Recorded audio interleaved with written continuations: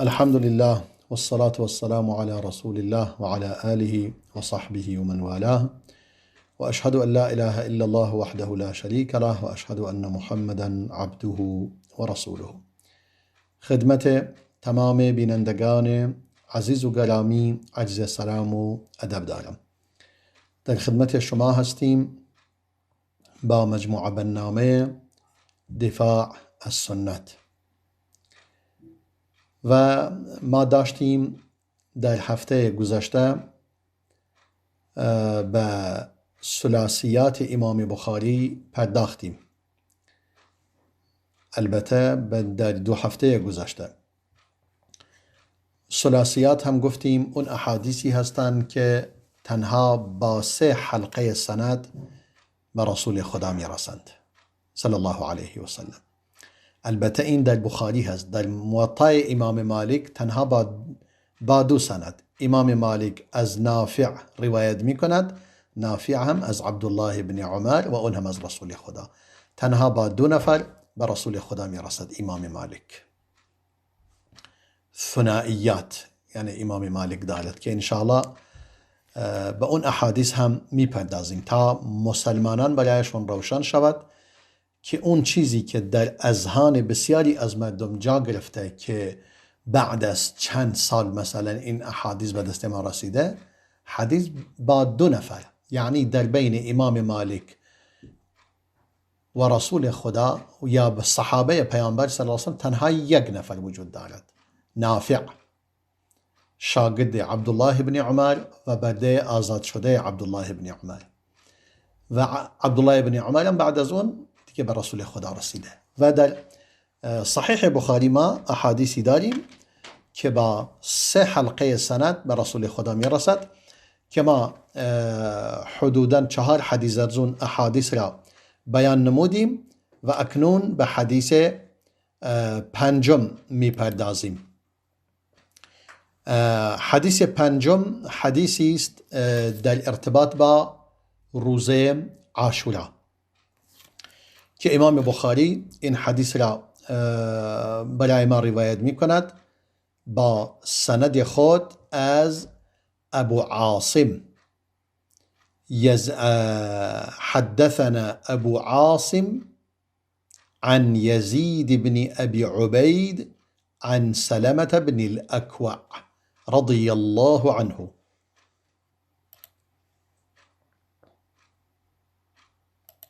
حدیث هرچند امام بخاری در واقع از ما داریم در مورد احادیثی سخن میگوییم که مکی بن ابراهیم روایت میکند، اون هم از یزید بن ابی عبید، اون هم از سلمه بن اکوع. اما گویا این حدیث هم ابو عاصم هم این حدیث را روایت نموده، اما ما داریم فعلا در مورد احادیث مکی بن ابراهیم از یزید بن ابی عبید، اون هم از سلمه بن اکوع. این 3 نفر. در این حدیث امام بخاری در حدیث 2007، این حدیث 2007 در باب احادیث عاشورا، یعنی در این باب آورده باب صیام یوم عاشوراء، باب روز عاشورا. عاشورا که روز 10 محرم هست، ماه محرم. در اینجا امام بخاری این حدیث را برای ما بیان می کند، حدیثی که از طریق مکی بن ابراهیم و اون هم یزید بن ابی عبید و اون هم از سلمه بن اکوع. یعنی مکی از یزید بن ابی عبید روایت می کند و یزید بن ابی عبید هم از سلمه بن اکوع، رضای خدا بر او باد. می فرماید امر النبی صلی الله علیه و سلم رجلا من اسلم ان اذن فی الناس ان من كان اکل فلیصم بقیت یومه ومن لم يأكل ومن لم يكن أكل فليصم فإن اليوم يوم عاشوراء. رسول الله صلی الله علیه و سلم دستور داد به یک نفر از قبیله اسلم به او دستور داد که در میان مردم اعلان کن هر کس چیزی خورده امروز دیگه نخورد، از این به بعد از خوردن دست نگه دارد و به احترام امروز دیگه چیزی نخورد. و من لم یکن اکل فلیصم، اگر کسی هم چیزی نخورده از همین الان روزه باشد. چرا؟ زیرا امروز روز عاشورا است.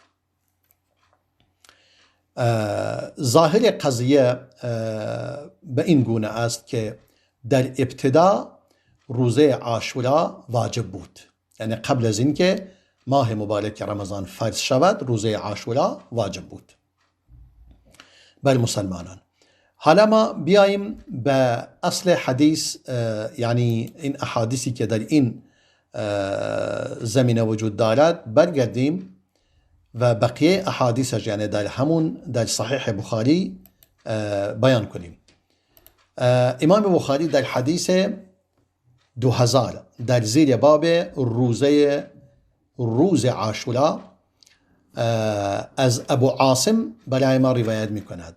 ابو عاصم، همون ابو عاصمی که خواستم از او حدیث برایت روایت کنم، ابو عاصم هم می توانیم خلاصه ترجمه ابو عاصم این گونه است: ضحاک، اسمش ضحاک، فرزند مخلدم فرزند ضحاک، ضحاک فرزند مسلم دوباره فرزند ضحاک شیبانی که معروف است به ابو عاصم نبیل اهل بصره البصری، که این در 212 هجری وفات یافته، که امام بخاری و امام مسلم و ابو داود و ترمذی و نسائی و ابن ماجه همه از او حدیث روایت کردند. امام ابن حجر خلاصه قول علماء در مورد او می فرماید ثقة ثبت، یعنی قوی ترین الفاظ تعدیل برای این شخص به کار رفته. هم ثقة ثبت، یعنی ما گفتیم اگر کسی دوبار برایش تأکید شود یعنی این معنیش اینه که قوی ترین فرد است. امام ذهبی هم فرموده الحافظ، میفرماید حافظ است. حافظ هم دیگه بالاترین لقب تقریبا محدثین است. البته بعد از اونم حاکم وجود دارد، دیگه قبل از حاکم حافظ است. عمر ابن شبه میفرماید والله ما رأیت مثله، میگه به خدا سوگند کسی مثل ابو عاصم ندیدم. خیلی خوب، حالا امام بخاری در این حدیث، اولین حدیث در این باب، با چند سند به رسول الله رسیده؟ ابو عاصم از عمر ابن محمد روایت می کند، اون هم از سالم هم از پدرش، یعنی سالم فرزند عبدالله ابن عمر است، یعنی سالم از عبدالله ابن عمر، عبدالله ابن عمر هم از رسول خدا صلی الله علیه و سلم. پس اینجا شد 1 2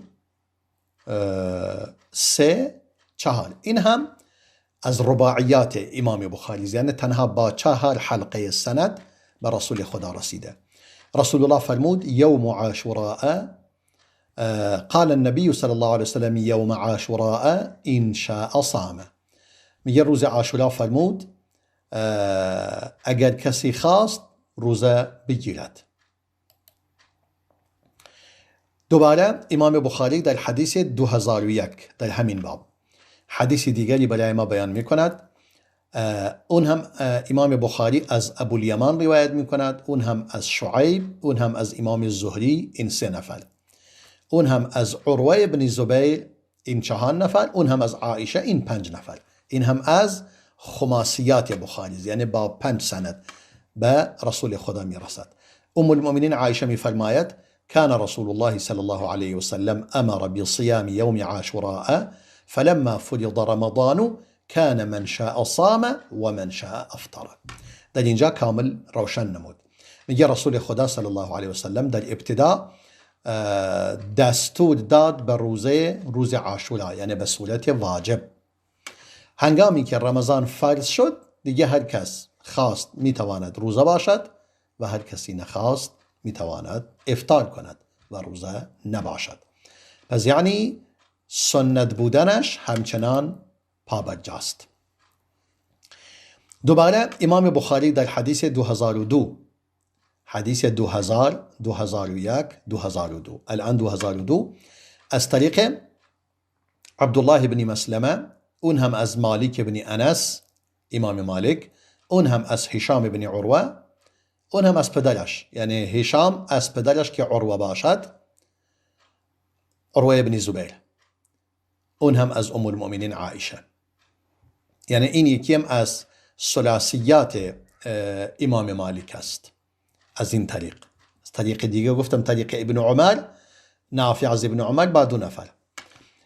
حالا این یکیم از طریق بخاری عبدالله بن مسلمه 1، مالک 2، هشام بن عروه 3، عروه 4، ام المؤمنین عایشه هم 5. این هم از خماسیات، یعنی 5 حلقه سند. ام المؤمنین عایشه فرمود كان يوم عاشوراء تصومه قريش في الجاهلية. میگه روز عاشورا مشرکین قریش در زمان جاهلیت روزه می گرفتند. و کان رسول الله صلی الله علیه وسلم یصومه، و رسول خدا هم روزه می گرفت در اون روز. فلما قدم المدینه صامه و امر بصیامه. هنگامی که وارد مدینه شد باز روزه عاشورا را گرفت و به مردم هم دستور داد به مسلمانان که روزه بگیرند. فلما فرض رمضان، هنگامی که رمضان فرض شد، رمضان در سال 2 هجری فرض شد، یعنی در اون 2 سال روزه عاشورا واجب بود. فلما فرض رمضان ترک یوم عاشوراء.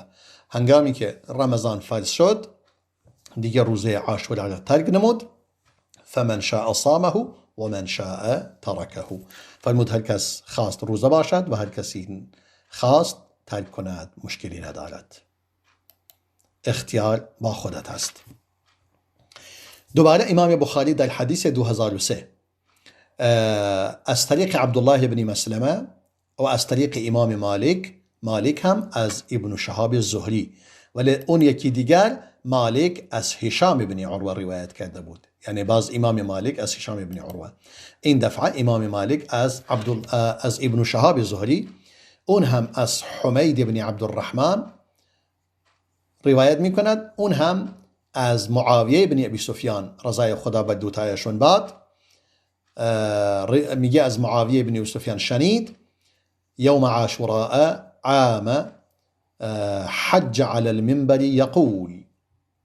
یوم عاشوراء یعنی در روز عاشورا، یعنی اون سالی که حج کرد بر منبر قرار گرفت و گفت یا اهل المدینه، ای اهل مدینه، این علماؤکم، علمای شما کجاست؟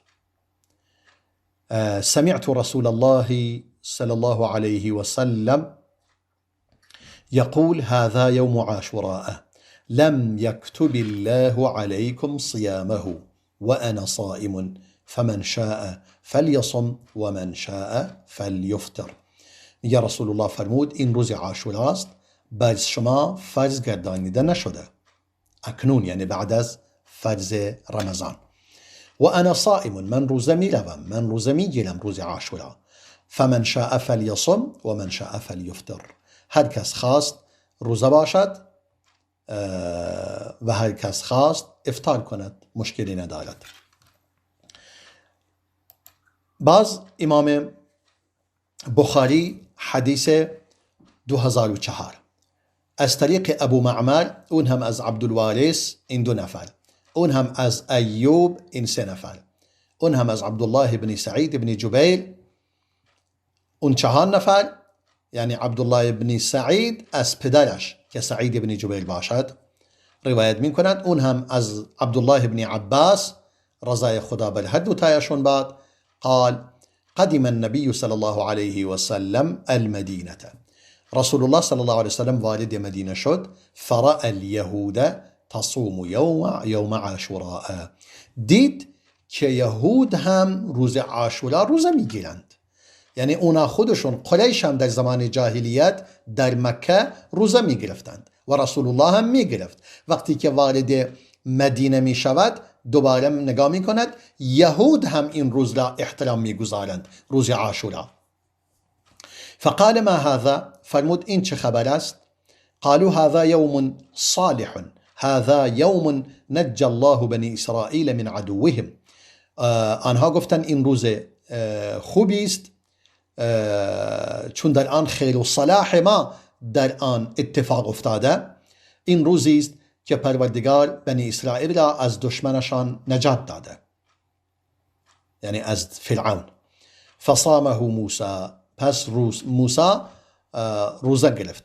قال فانا احق بموسی منکم.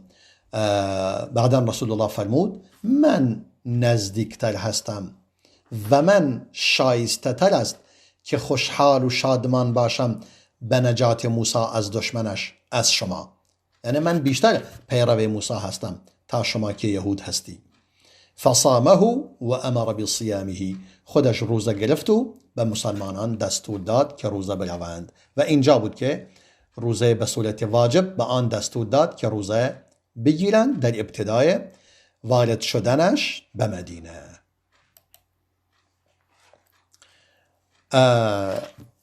دوباره در حدیث دیگر امام بخاری در حدیث 2005 در همین باب می‌فرماید علی ابن عبدالله، علی فرزند عبدالله برای ما روایت نمود. اون هم از ابو اسامه، اون هم از ابی عمیس، اون هم از قیس بن مسلم، اون هم از طارق بن شهاب، اون هم از ابو موسی رضای خدا بر او باد. فرمود كان يوم عاشوراء تعده اليهود عيدا، قال النبي صلى الله عليه وسلم فصوموه انتم. میفرماید روز عاشورا یهود روز عاشورا را روز عید میدانستند و پیامبر فرمود صلی الله علیه و سلم شما در آن روزه بگیرید.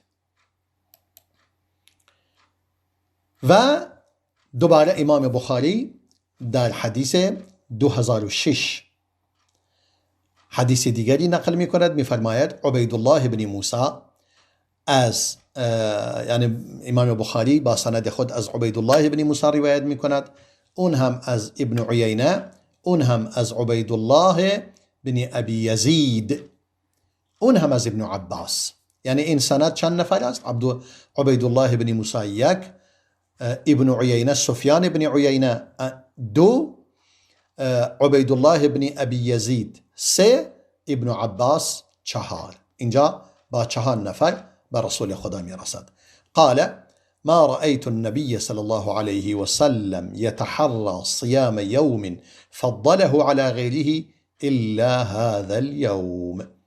می فرماید عبدالله بن عباس من رسول خدا را ندیدم صلی الله علیه و سلم که تلاش کند برای روزی که آن روز را برتری دهد بر بقیه روزها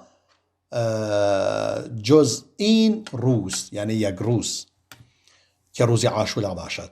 و هذا الشهر یعنی شهر رمضان، و این ماه که ماه رمضان باشد. یعنی من هیچ ماهی را ندیدم که بر بقیه ماها برتری دهد برای روزه جز رمضان، و هیچ روزی را ندیدم که رسول الله صلی الله علیه وسلم آن را برتری دهد بر بقیه روزها برای روزه گرفتن جز روز عاشورا. اما دیگه دهه اول ذوالحجه، این دیگه به صورت کلی این دهه از تمام دهه های سال بزرگتر است. دهه ذوالحجه یعنی عبادت در آن از بقیه دهه های دیگر بزرگتر است. البته روزه آن از روزه رمضان بزرگتر نیست، اما دیگر عبادت هایش از 10 روز اول رمضان بزرگتر است. چون روزه رمضان فرض است، هرگز سنت به فرض نمی رسد. این هم حدیث اکنون حدیثی که سند ثلاثی دارد. امام بخاری این حدیث را آخرین حدیث در این باب قرار داده بود. حدیث مکی ابن ابراهیم، اون هم از یزید ابن ابی عبید، اون هم از سلمه ابن اکوع رضای خدا بر او باد، که فرمود رسول الله صلی الله علیه وسلم دستور داد به مردی از قبیله اسلم که در میان مردم اعلان کند هر کس امروز چیزی خورده فلیصم بقیت یومه، پس بقیه روز روزه باشد، دیگر چیزی نخورد. و من لم یکن اکل فلیصم، و هر کسی اگر چیزی هم خورده چیزی نخورده دیگر روزه باشد، چون امروز روز عاشورا است. با این مطالب کاملا مشخص شد در خود صحیح بخاری بدون نیاز به احادیث دیگر در دیگر کتابها، به صورت مشخص مسئله عاشورا روشن شد که هم در زمان جاهلیت قریش در آن روزه می گرفتند و آن را احترام به آن می گذاشتند، و هم یهود به آن احترام می گذاشتند به خاطر اینکه روزی بود که موسی علیه السلام از دست فرعون نجات یافت، و هم رسول الله صلی الله علیه وسلم به آن احترام گذاشت. در همراه قریش آن روزها روزه می گرفته و بعداً که مبعوث می شود دیگه تمام آن را ترک می کند. اما هنگامی که وارد مدینه می شود و می بیند که یهود باز همون روز را احترام می گذارند، که سوال می کند چرا احترام به آن می گذارید؟ می گویند به همین دلیل. اونم می گوید که ما نزدیکتر به موسی هستیم از شما، ما بیشتر موسی را دوست داریم از شما، و ما بیشتر پیرو موسی هستیم از شما، و ما شایسته تره، ما یعنی برای ما شایسته تر است که روزه باشیم از شما که یهود هستید. و بعد از این که رمضان فرض شد دیگه رسول الله فرمود صلی الله علیه وسلم اکنون لازم نیست به صورت وجوب این روز روزه باشید. اگر کسی خواست روزه باشد، اگر نخواست مشکلی ندارد. این هم حدیث شماره چندم بود که بیان کردیم؟ حدیث شماره 5، یعنی حدیث 5 از اون احادیثی که امام بخاری تنها با 3 حلقه سند به رسول خدا می رسد صلی الله علیه و سلم. اکنون به حدیث دیگری منتقل می شویم که حدیث البته حدیث 6 هم همین حدیث است، یعنی حدیث 5 و 6 تقریبا یکی هستند، اما ما اون حدیث یعنی این حدیث هم ابو عاصم روایت کرده بود که همچنان که دیدیم با 3 سلسله سند به سلمه ابن اکوع رسیده بود، چون ما فعلا احادیثی را روایت میکنیم که سلمه ابن اکوع آن را روایت کرده. احادیث سلمه ابن اکوع ما توضیح دادیم که چند حدیث از سلمه ابن اکوع روایت شده. تعداد احادیثی که امام بخاری روایت میکند از سلمه ابن اکوع 11 حدیث هستند، یعنی 11 حدیث از طریق سلمه ابن اکوع روایت می شود.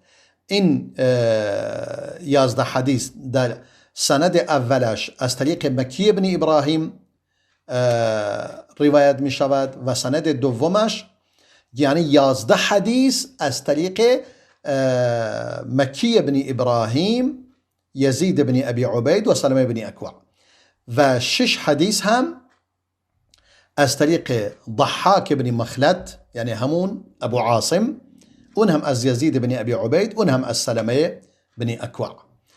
و سند سوم 3 حدیث هستند از طریق انس ابن مالک، یعنی که اونا توضیح میدهیم، و سند 4 یک حدیث است، بازم اونم از طریق انس بن مالک، یعنی اونم با یک سند، اونم با سند دیگر. و سند پنجم حدیثی است که عبدالله بن بصر روایت میکند، یعنی با سند عبدالله بن بصر. اینها اسم صحابی ها هستند و این مجموعه احادیث می شود 22 حدیث. حالا ما در مورد حدیث هفتم بودیم و حدیث هشتم. حالا ما برگردیم به حدیثی که در صحیح بخاری وجود دارد به السلمه بن اکوع.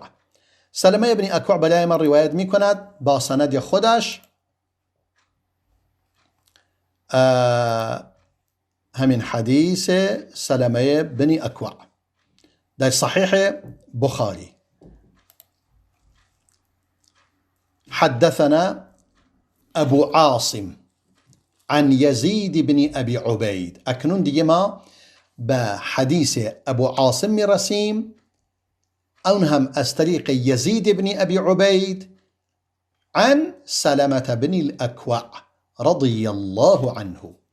این حدیث امام بخاری، یعنی حدیث 2295 در صحیح بخاری، در باب من تکفل عن میت دینا فلیس له ان یرجعه. در این باب امام بخاری این حدیث را برای ما روایت می کند.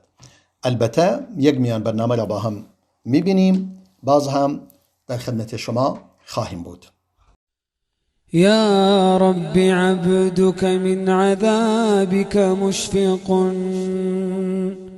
بك مستجير من لظى النيران، فارحم تضرعه إليك وحزنه، وامنن عليه اليوم بالغفران. يا من إذا وقف المسيء ببابه ستر القبيح وجاد بالغفران، تعفو الملوك عن النزيل بحيهم، كيف النزيل بساحة الرحمن. يا رب وفقني أعيش موحدا ومهللا أدعوك بالقرآن. يا رب عند الموت حسن منطقي، عند السؤال وملتقى الملكان.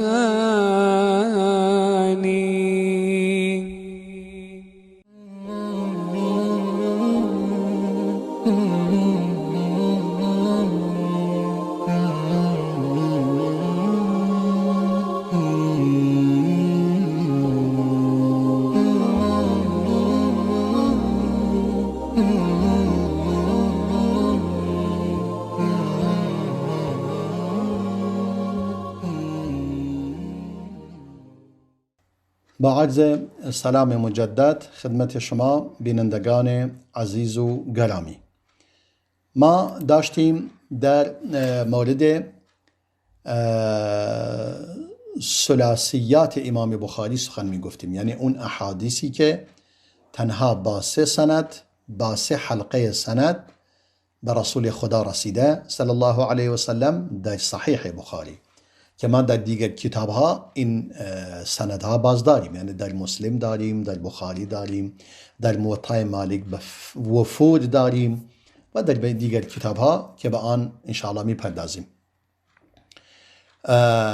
و ما گفتیم یکی دیگر از اون احادیث همین حدیث است که امام بخاری با سند خود از ابو عاصم روایت می کند، اون هم از یزید بن ابی عبید، اون هم از سلمه بن اکوع رضای خدا بر او باد، که می فرماید ان النبی صلی الله علیه و سلم اوتی بجنازه لیصلی علیها. میگه جنازه برای رسول الله آوردند تا بر او نماز بخواند. فقال هل عليه من دين؟ فرمود آیا این دینی برگردن او هست؟ یعنی قرضی برگردنش هست؟ قالوا لا، گفتن خیر. فصلى عليه رسول الله صلی الله علیه و سلم، نماز جنازه اون شخص را ادا نمود. ثم اوتی بجنازه اخرى، سپس یک جنازه دیگری برایش آوردند. فقال هل علیه من دین؟ فرمود آیا قرضی برگردن دارد؟ قالوا نعم، گفتن بله. قال صلوا على صاحبكم، فرمود بر دوستتون نماز بخوانید، یعنی شما بخوانید، من نمیخوانم. قال ابو قتاده می فرماید، ابو قتاده الصحابی رسول الله صلی الله علیه وسلم، علی دینه یا رسول الله. ابو قتاده فرمود خیلی خوب، من قرضش را متحمل می شوم. فصلى علیه رسول الله صلی الله علیه وسلم، بر او نماز خواند. امام بخاری این حدیث را آورده در این باب من تکفل عن میت دینا فلیس له ان یرجعه. یعنی اگر کسی ضمانت قرض مرده را به عهده گرفت، حق ندارد از آن برگردد. امام بخاری نظرش بر این است. و بهی قال الحسن، امام بخاری می فرماید و حسن بصری هم بر این نظر هست و دلیلش هم این حدیث را آورده. حالا بد نیست که ما بیاییم این حدیث را به صورت کامل بیان کنیم. در خود صحیح بخاری به تمام الفاظ این حدیث را بیان کنیم. در اینجا همین حدیثی که مکی ابن ابراهیم بیان می کند با الفاظ مختلف وجود دارد که من همه‌اش را برایتون می خوانم. این که می فرماید ثم اوتی بجنازه اخرى، حالا اینجا فرمود سلمه ابن اکوع فرمود ما نشسته بودیم نزد رسول خدا صلی الله علیه وسلم، ناگهان جنازه را آوردند، گفتند ای رسول خدا بر او نماز بخوان. فرمود آیا بر او قرضی و بدیهی وجود دارد؟ گفتند خیر.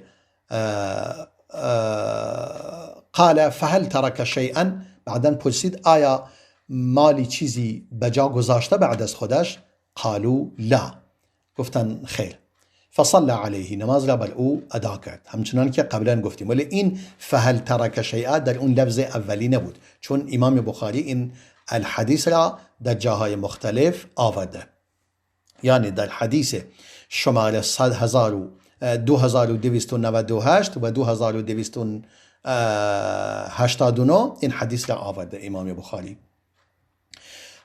بعدا ثم اوتی بجنازه اخرى، دوباره میفرماید جنازه دیگری نزدش آوردند. فقالوا یا رسول الله صل علیها، گفتن ای رسول خدا بر او نماز بخوان.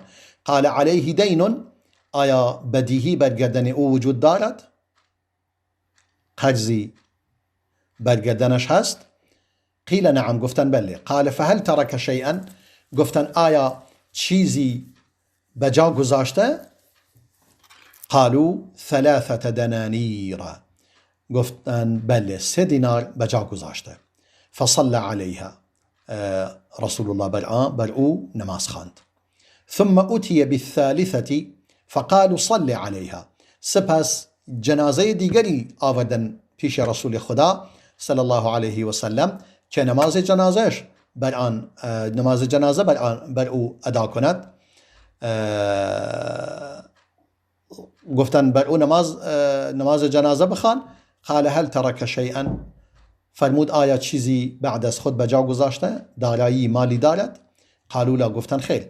قال فهل علیه دین، آیا بدیهی چیزی برگردن دارد؟ قالوا 3 دنانیر. قال صلوا علی صاحبکم، گفتن تنها 3 دینار بعد از خود بجا گذاشته. نه، گفت آیا دینی بر او وجود دارد؟ گفتن بله 3 دینار بدهکار است. 3 دینار. قال صلوا على صاحبكم، فرمود پس شما بر دوستتون نماز جنازه ادا کنید.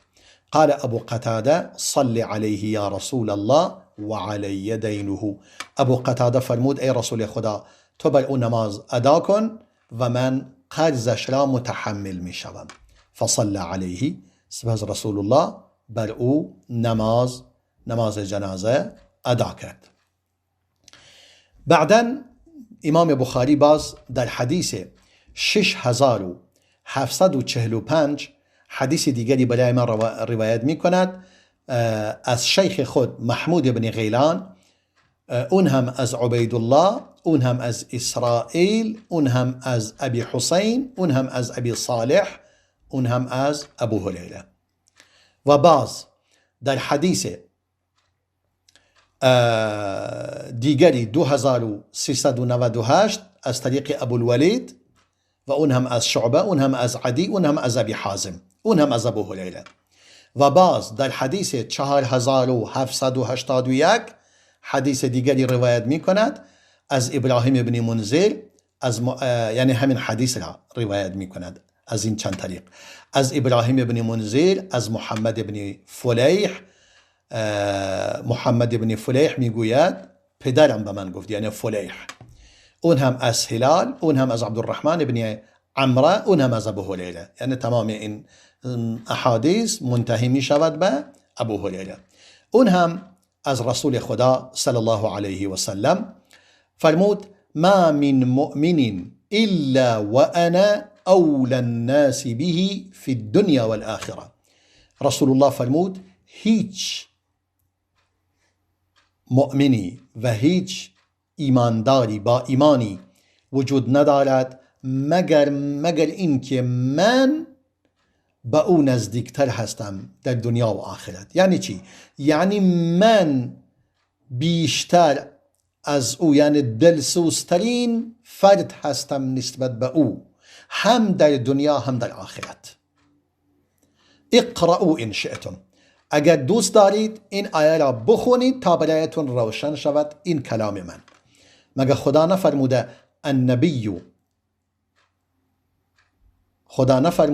النبی اولا بالمؤمنین من انفسهم؟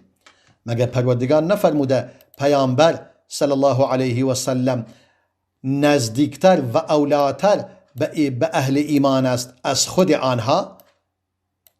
و ازواجه امهاتهم. این آیه را نگاه کنیم. این آیه که در سوره احزاب آیه 6 هست، می‌فرماید النبی اولا بالمؤمنین من انفسهم، پیامبر نزدیکتر و اولاتر و شایسته‌تر و دلسوزتر است به اهل ایمان از خود آنان.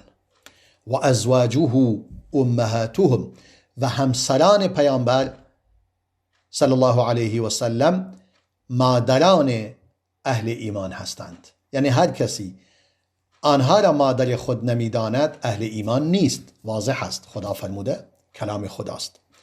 و اولو الارحام بعضهم اولا ببعض فی کتاب الله. میگه قوم خیشان به هم نزدیکتر هستند در کتاب خدا، یعنی در مورد ارث و میراث سخن میگوید. من المؤمنین والمهاجرین، یعنی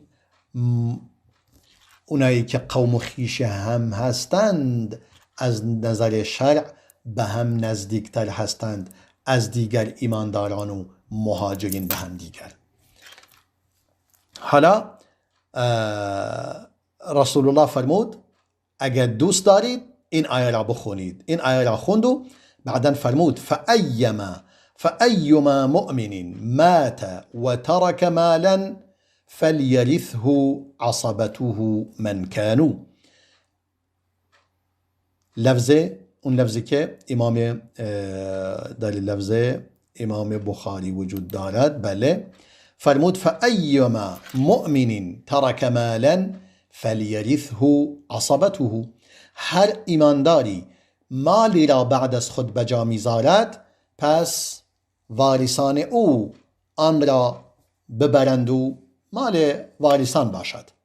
یعنی اون مالی که به جا گذاشته برای وارثان. من کانو فلیرثه عصبته من کانو، پس وارثان او مال او را به ارث ببرند هر که باشند. فإن ترک دینا او ضیاعا فلیأتنی فانا مولاه.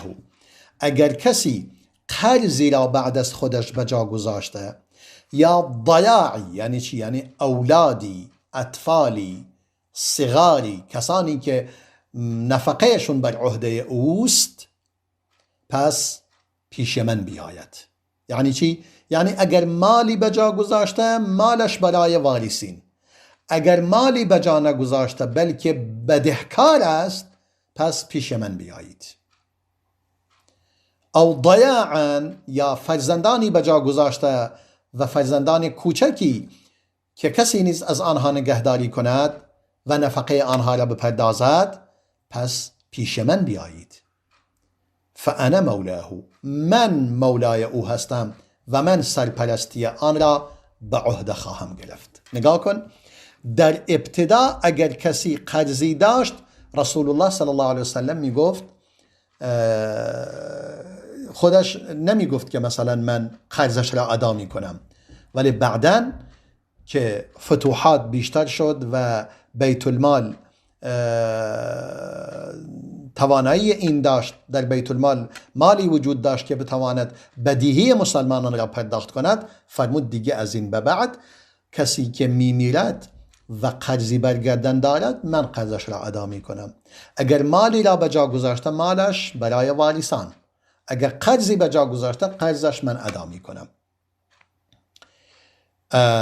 و در لفظ ابو حازم فرمود و من ترک کلا فالینا، یعنی هر کسی که بار سنگینی بعد از خود به جا گذاشته، یعنی خانواده‌ای، فرزندانی، زن و بچه‌ای به جا گذاشته و کسی نیست آنها را سرپرستی کند، فالینا، پس به سمت ما بیاید که ما آن را متعهد می شویم.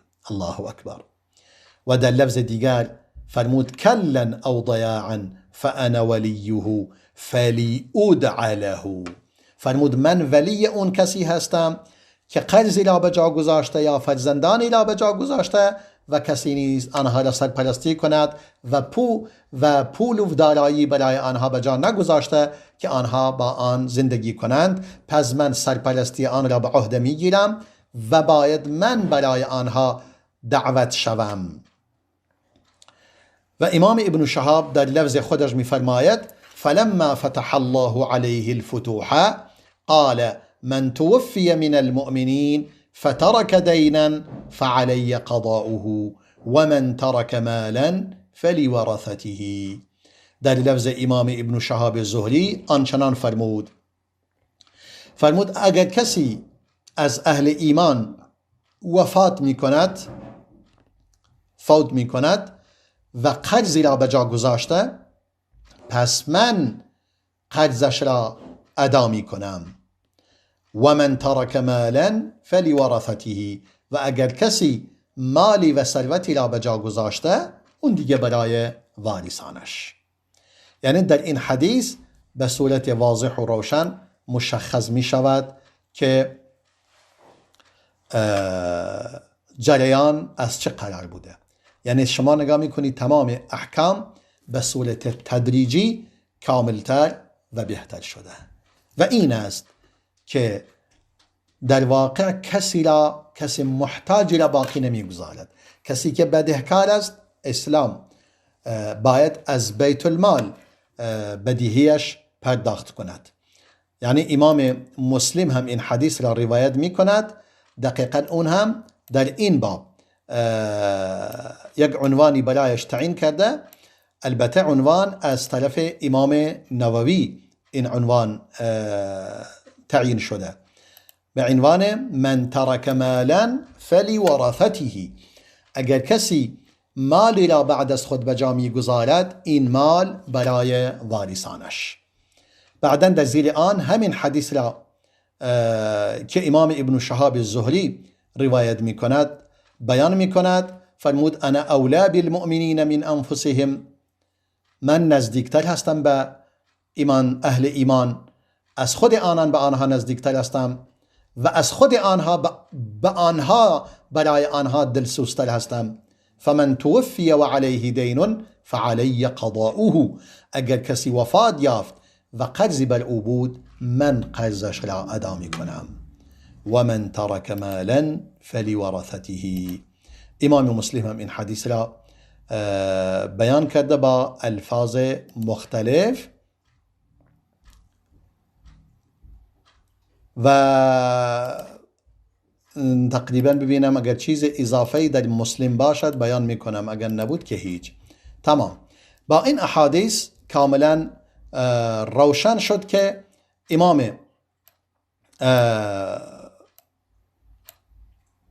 در امام بخاری، یعنی اون حدیث ثلاثی مربوط به این موضوع بود و اون موضوع مشخص شد که رسول خدا صلی الله علیه و سلم چگونه وضعیت مسلمانان را به عهده گرفته.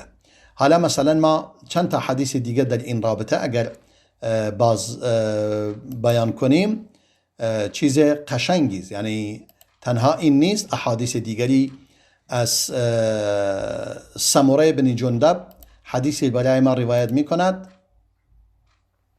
حدیث سمره مقدار حدیث طولانی است. می فرماید یعنی این حدیث امام نسائی و امام ابو داود و امام احمد با سند خود روایت می کنند.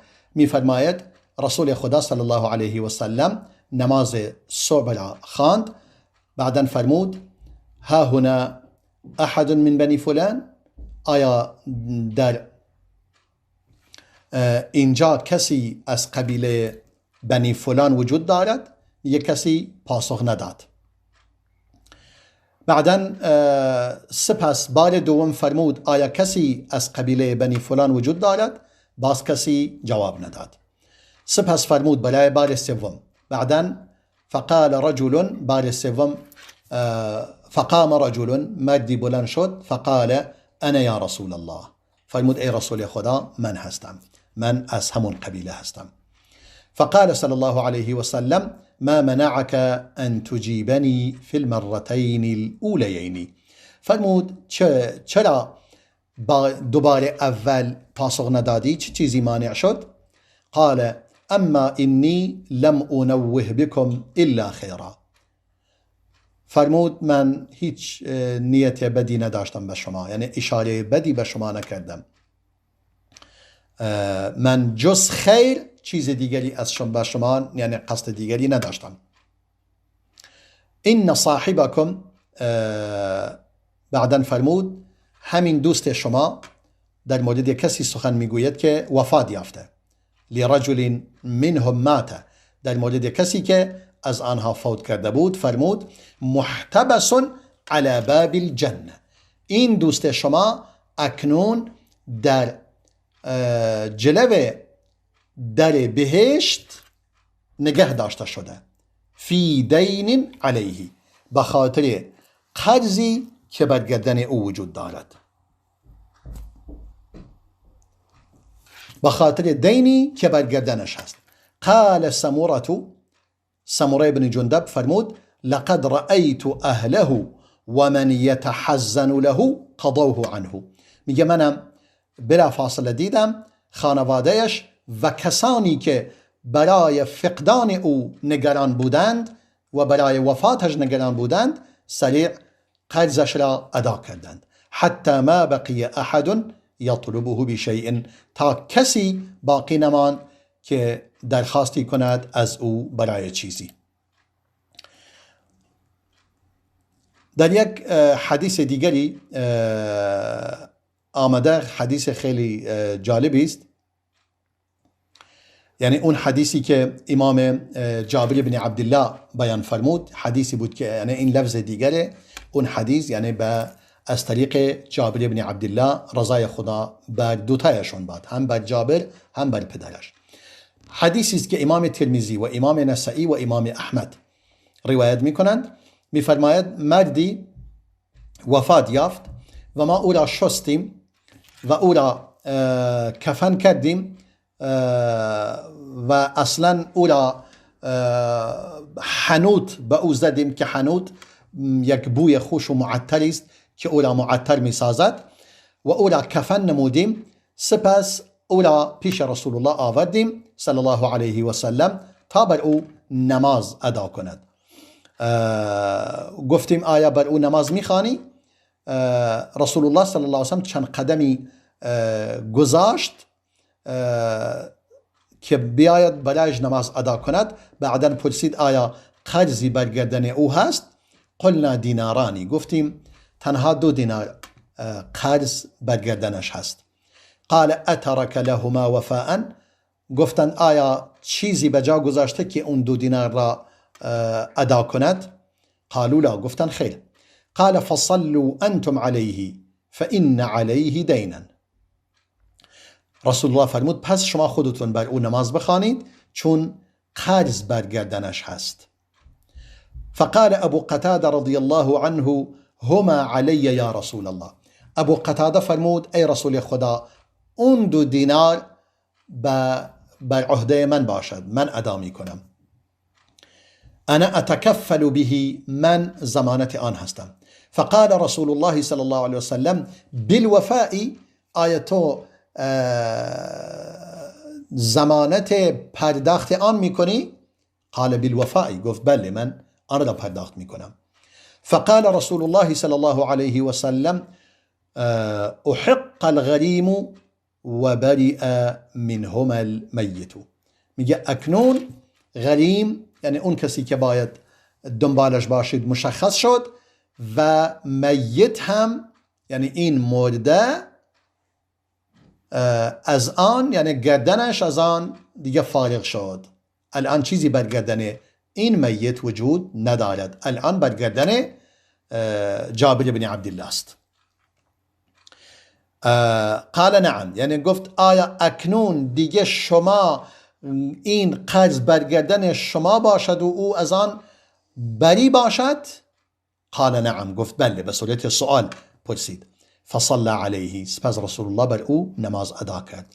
ثم قال بعد ذلك بيوم ما فعل الدیناران، بعدا رسول خدا صلی الله علیه وسلم 1 روز بعد از این که نماز جنازه بر او ادا کرد پرسید جریان 2 دینار با کجا رسید؟ آیا پرداخت شد یا خیر؟ فقال انما مات امس، فرمود دیروز وفات یافته. فعاد الیه من الغد، دوباره فردا رسول الله پرسید. فقال لقد قضیتهما، جابر فرمود بله من 2 دینار را ادا کردم. فقال رسول الله صلی الله علیه وسلم الان بردت علیه جلده، رسول الله فرمود پس اکنون پوست او خنک شد، یعنی اکنون اون دیگه راحت شد و خنک شد بعد از این که شما برای او پرداخت نمودید. و این میرساند که مسئله قرض بسیار مهم است. مسائل دیگری وجود دارد که ظاهرا فرصت آن نیست، احادیث دیگری در این رابطه، فقط میتوانم اشاره کنم که در حدیثی وجود دارد که رسول الله فرمود صلی الله علیه وسلم، یعنی در مورد این حدیث هم امام مسلم و نسائی و احمد روایت هم میکنند از امام ابو قتاده. میگه رسول خدا صلی الله علیه و سلم در میان ما بلند شد و یک موعظه و نصیحتی برای ما ایراد نمود. برای ما بیان کرد که جهاد در راه خدا، در مورد جهاد در راه خدا و ایمان با خدا که بهترین اعمال هستند. بعدا مردی گفت ای رسول خدا اگر من در راه خدا کشته شوم آیا تمام گناهانم بخشیده می شود؟ رسول الله فرمود بله، اگر شما در راه خدا کشته شوید در حالی که صابر باشید و آن را به قصد آخرت و به نیت خیر انجام بدهید و پیشروی کنید و عقب نشینی نکنید. سپس مدتی رسول الله ساکت شد. بعدا فرمود اون آقایی که سوال کرد کجاست؟ اون شخص هم گفت بله من هستم. گفت چی گفتی؟ همون سوال رو تکرار نمود. بعدا رسول الله فرمود بله الا ان تدع دینا لیس عندك وفاء له. فرمود بله تمام گناهان شما بخشیده می شود مگر این که قرضی را به جا بگذارید و چیزی نداشته باشید که آن قرض را ادا کند. اون یک قرض بخشیده نمی شود. یعنی در این حدیث مشخص می شود اگر انسان هم حتی در راه خدا کشته شود. در حدیث دیگری باز می فرماید اگر 3 بارم در راه خدا کشته شوید، یعنی یک بار کشته شوید زنده شوید، دوباره برید کشته شوید و زنده شوید، بار سوم زنده شوید و به جهاد دوباره به جهاد بروید و کشته شوید، باز هم اگر قرضی برگردنت باشد بخشیده نمی شود. یعنی چی؟ یعنی این حق الناس با هیچ چیزی پاک نمی شود مگر اینکه حق را به صاحب حق برگردانی یا صاحب حق تو را حلال کند. بعدا رسول الله فرمود فإن جبریل علیه السلام قال لی ذلك. فرمود الان جبریل به من گفت. و این هم یک دلیل دیگر بر این است که حدیث هم وحی است از جانب خدا که سریع جبریل آمده این نکته را برای رسول الله اصلاح نموده. اون که فرمود تمام گناهان بخشیده می شود، در اینجا جبریل از طرف خدا وحی برایش آورد بگو بجز قرض و دین. و این حدیث هم همچنان که گفتیم در صحیح مسلم و دیگر کتب حدیث آمده بود. در اینجا ظاهرا وقت ما به پایان رسیده است. همه شما را به خداوند بزرگ و ذوالجلال می سپارم و السلام علیکم و رحمت الله و برکاته.